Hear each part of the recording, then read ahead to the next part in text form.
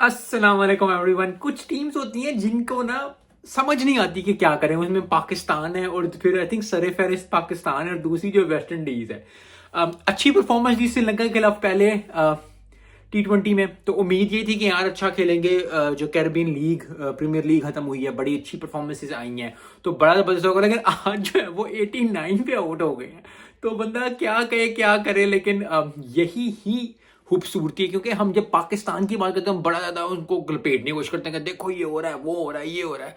बड़ी बड़ी टीम्स जो हैं वो डाइव डाउन करती हैं, और डाइव डाउन करने के साथ साथ जो है फिर होता है। और फिर यही आई थिंक ये मज़ा जो है ना क्रिकेट का, ये यही है कि आपको पता ना चले कि कौन सी टीम क्या कर रही है। कभी अफगानिस्तान जो है वो साउथ अफ्रीका को हरा देती है वर्ल्ड कप के अंदर, कभी कुछ हो जाता है। तो बड़ी ही अच्छी चीज़ है, बड़ी ज़बरदस्त चीज़ है। और आई थिंक ये ही खूबसूरती है क्रिकेट की। T20 हो जाए, टेस्ट हो जाए, ODI हो जाए।